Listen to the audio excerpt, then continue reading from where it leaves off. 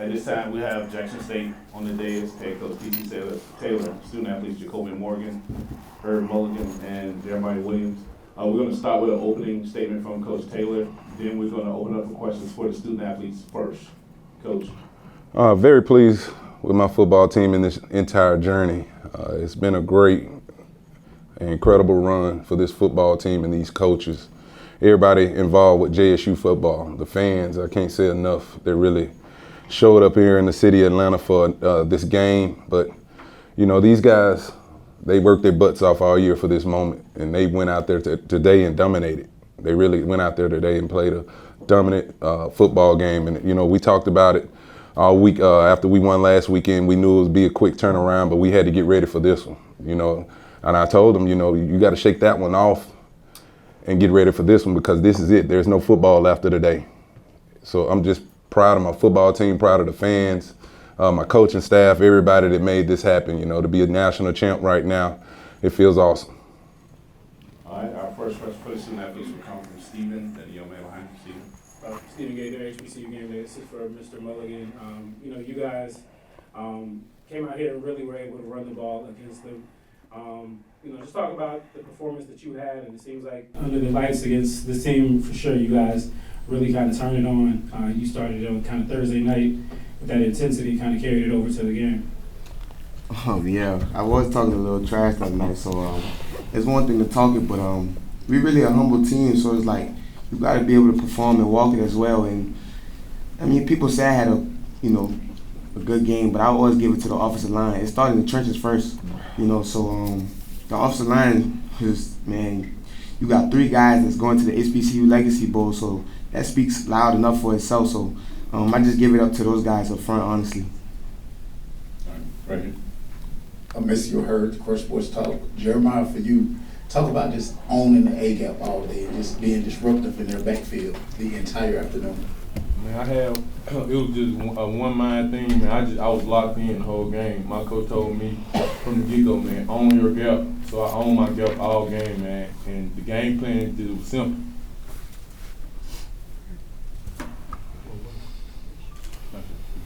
Yeah, right here. You mentioned played Crush Sports Talk. Jeremiah, I want to continue on that as far as not only your production on the defensive line, but the whole team of 30 yards rushing. Talk about the mentality of your front line, that front 7, to stop that running game today. Just, man, we won this game in the summer just about hard work and extra. We get extra every day after practice. And to stop that run, you got to do extra work. You got to get extra weight room, man.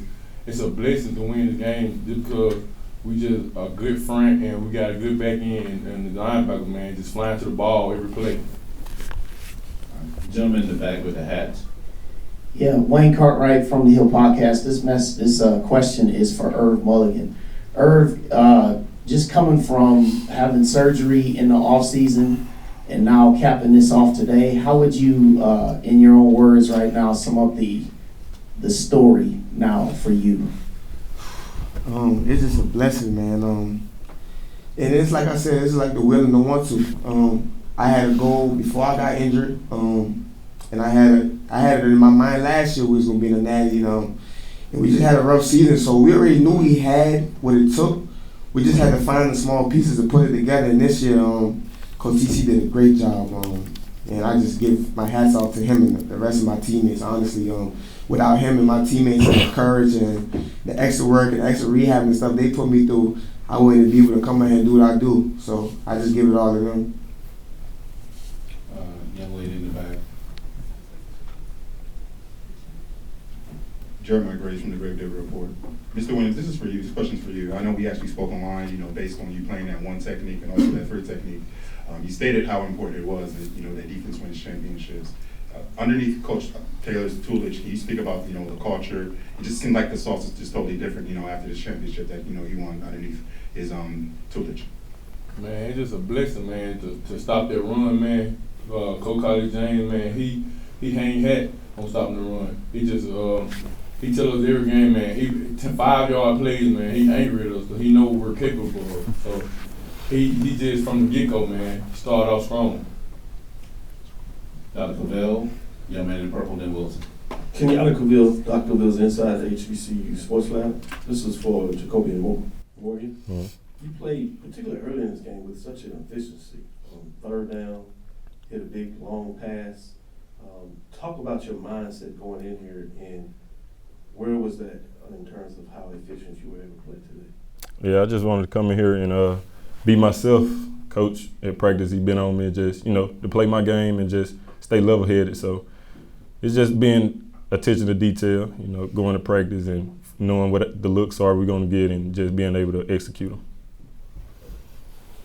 Jefferson. Good evening. Michael Jefferson, Block Sports out of Indianapolis. Congratulations. Third time's the charm.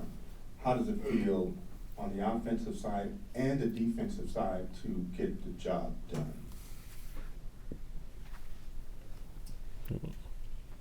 The offensive side, well, this is my first time. I know Jeremiah, this is third time.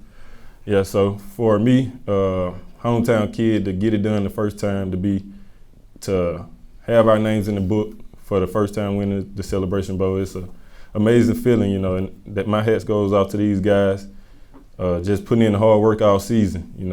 We had obstacles, we had ups and downs, but we always came to prevail at the end. Man, Coach TC, from the get-go, from the start, he told me the years before, man, we're going to get one for sure. And we set the tone in the summer, man. We've been winning this game in the summer. The hard work we put in, the extra before and after practice, the more the conditioning we do, man, is out of this world, man. And it showed out today.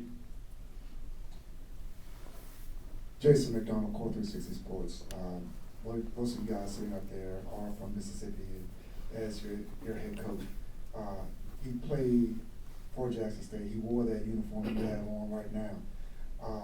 What can you say to him, or what has been said between you that can really reach out to the next generation of players, what it means to come to Jackson State and to play for the title? We'll go with Jacoby and Irv from South Carolina, and we'll go with Jeremiah. He took over. Irv was gonna say something. I had already told you.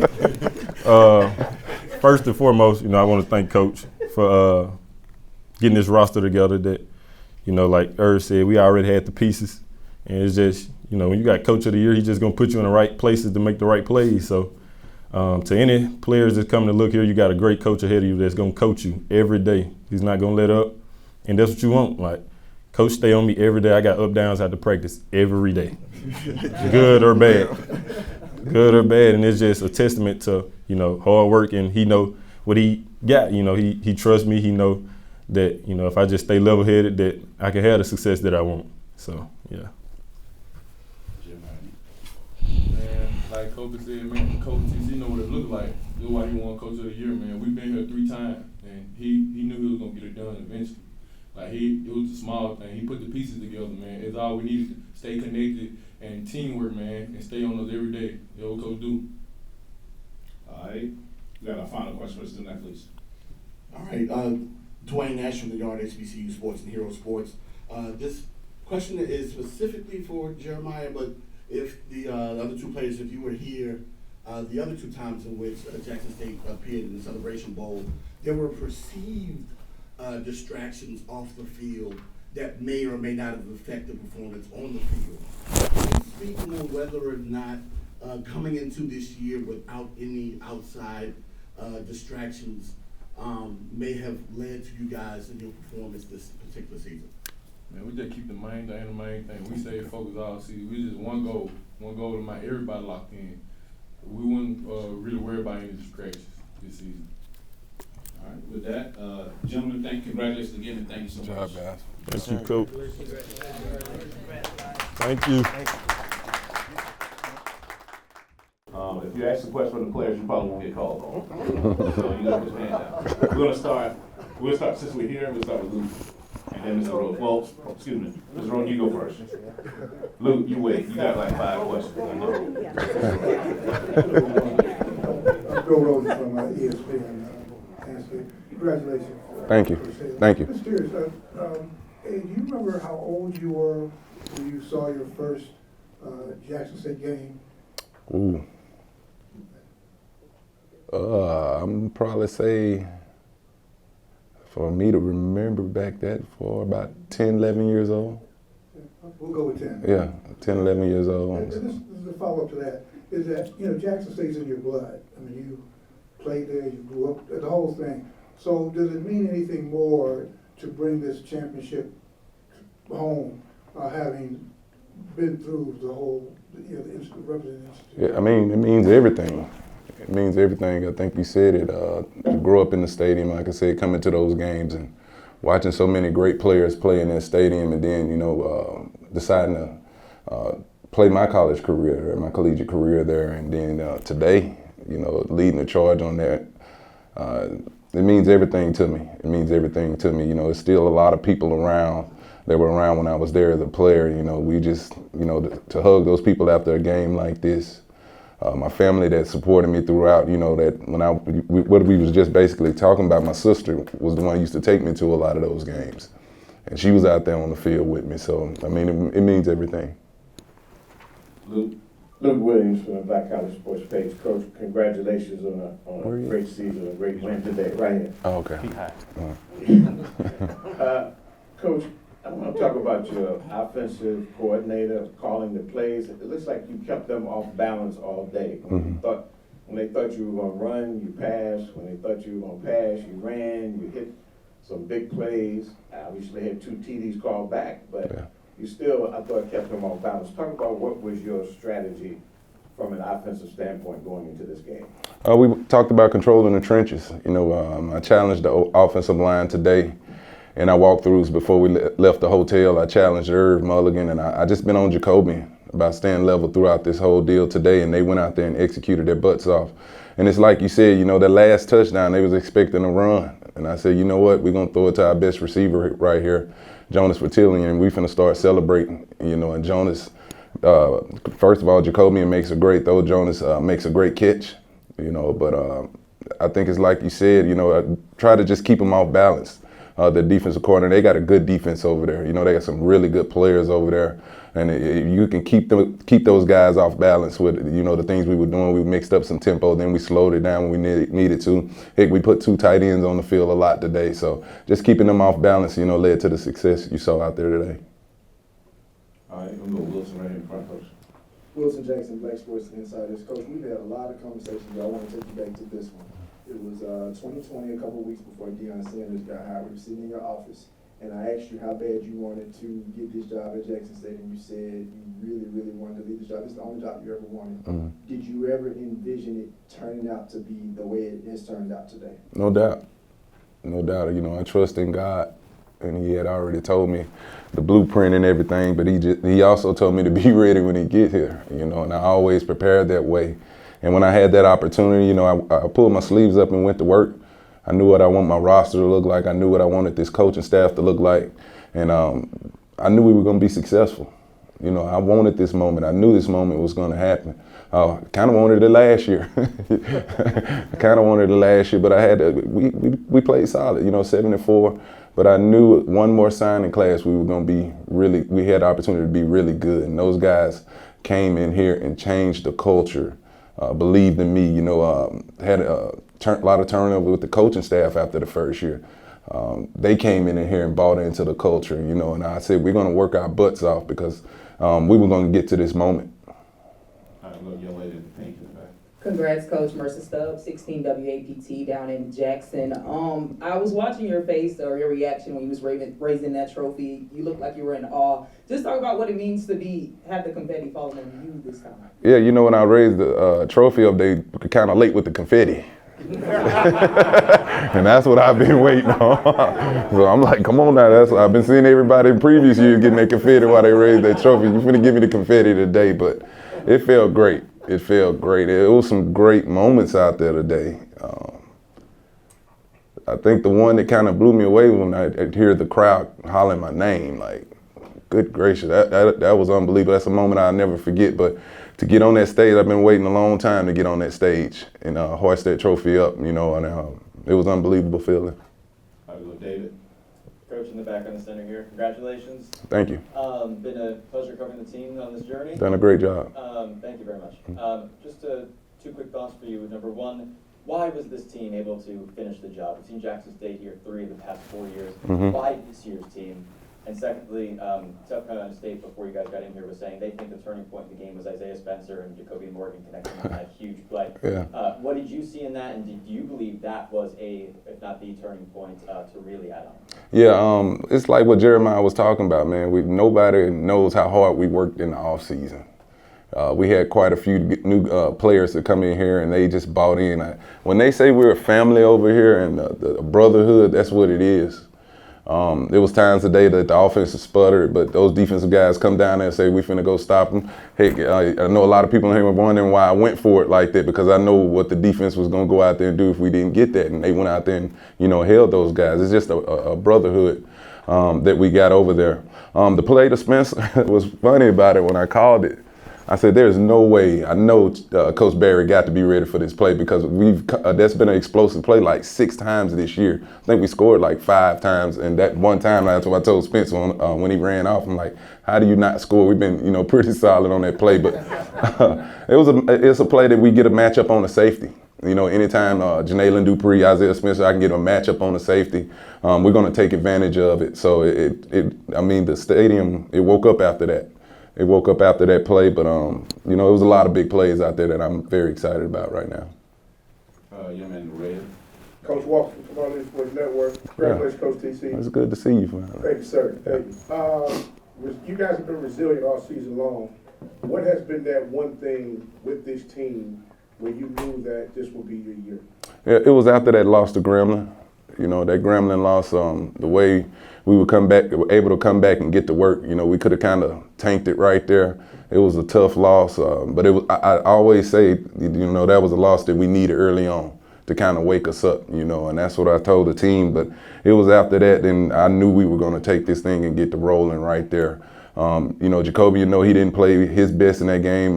Cam McCoy played in that game. We turned the ball over. It was just a lot going on. So when we were done with that game, I was so ready to get to that next practice to see how they would respond. And they came out, ready to work. And I knew then we had an opportunity to be really good this year. Thank you. Like what you do. Mm-hmm. Hey, Coach Kobe over Publicity. Kobe. You all right? Congratulations. You all right? Okay. All right. So Eric Phoenix has been very electric for yes, he has. all year. Yeah. What did you see on film that helped you come up with the game plan to keep him in check today?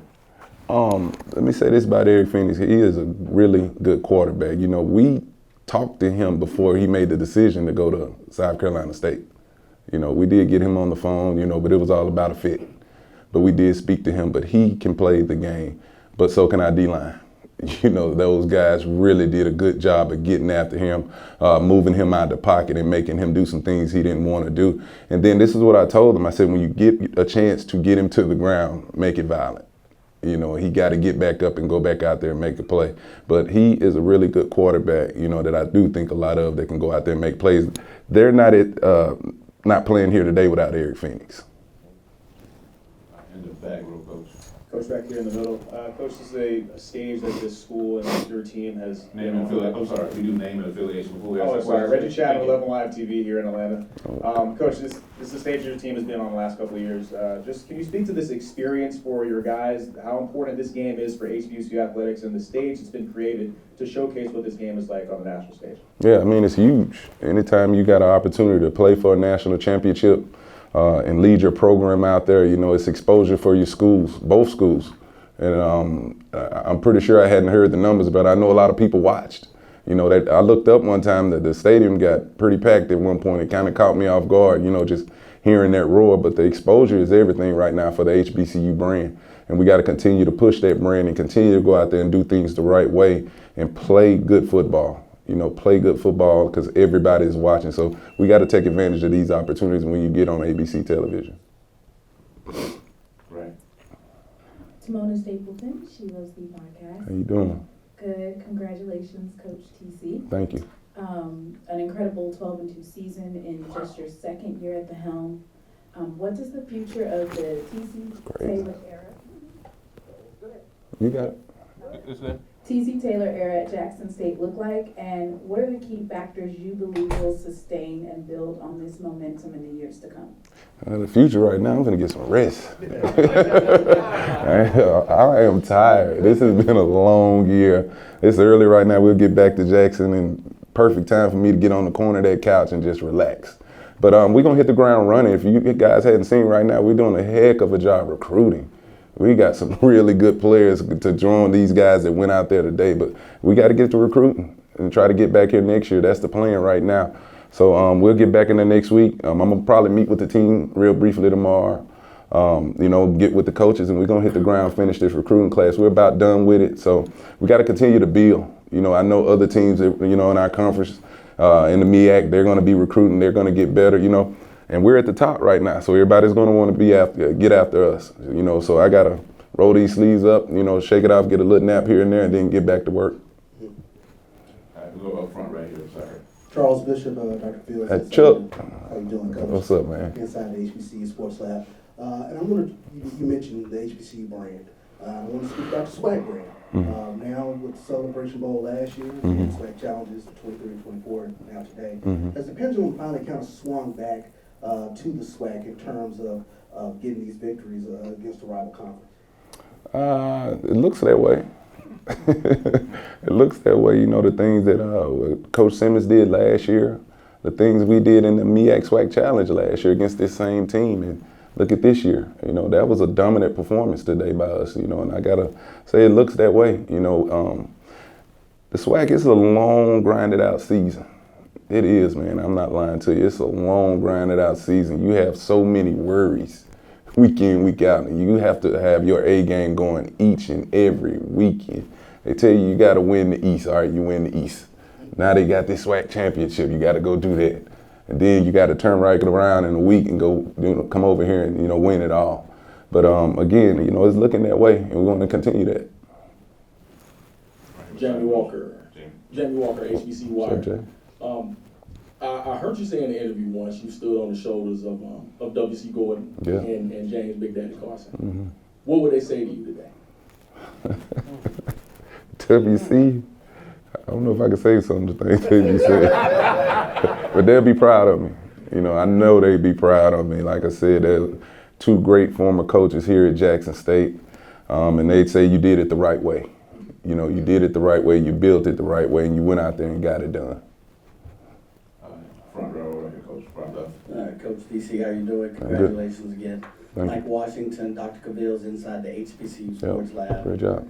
And looking at a few stats, I know you've seen several variations of this question, but you held them to 2 of 13, 1.6 yards per rush. You dominated the clock, and going to Chuck's question, that's the pendulum swinging, and for a while I was saying we couldn't be as physical with a MEAC team. So if you look at this team and all of those statistics, what are the 2 or 3 things you are most proud of from this team right here and their performance tonight? Well, the thing going into this game, we got tired, I'm going to be honest with you, we got tired of hearing about them. And that it's a physical brand in the MEAC. If you look at it today, they were more of the finesse team. They tried to throw the ball more. We ran the football. And that's just what it was. But we just got tired of hearing all the talking. The players were tired of, certain people just saying that they were better than us. We said we got to play the game. And that's what I told them. I said, again, we're going to win this thing in the trenches. The O-line, the D-line, we're going to win this thing in the trenches and show everybody, like, we're the best in the country. And that's what they went out there and did. But I'm very proud of all 3 phases. I'm proud of my coaches. They coached their butt off. And you've been seeing what we've been after halftime. This team comes out in the second half and just plays dominant football, but it's just proud of the whole deal. But, that's what you saw today. Thank you. We'll give the last one to David, our local guy. He's in the back. Yeah, once again in the center, David Ellisbein, WJTV and CBS 12 in Jackson. I just wanted to ask also, in the first half, basically the first time you guys touched the ball, return for a touchdown, and right near the end, interception, return for a touchdown, both those called back. Obviously you had the lead, but for some teams that could be, emotional, right? You're up, down, moving down. how did you see your guys just maintain their composure to be able to come out and play, you know, after that first play and then an entire second half and still keep the gears going? Yeah, every time something explosive happened on our football team, I told them to just calm down. You know, like at the half we were up, and I come in there and everybody's smiling, having a good time. I'm like, listen, I need y'all to settle back in and let's lock in and go out here and finish this game. We did have a lot of explosive plays in this football game, defensively, offensively, but I just told them we got to stay even keel, even keel. We can't worry about, if the refs involved in this or the refs did that or, a turnover here. We had the turnover coming out in the second half. We can't worry about those things. You saw me call them up in the fourth quarter. I said, we got 15 minutes left, 15 minutes to go out here and be champions. Let's finish it the right way and with class. That's exactly what I told them. And they went out there and did exactly that. All right, final question with Keisha, right in front. Keisha J. Kelly, Black College Experience. Congratulations, Coach Taylor. All right, Jay. Yesterday we talked about what you would do when it's over with. Now, before you go take that nap, are you going to take that Christmas tree out the attic? I got to go up in that attic.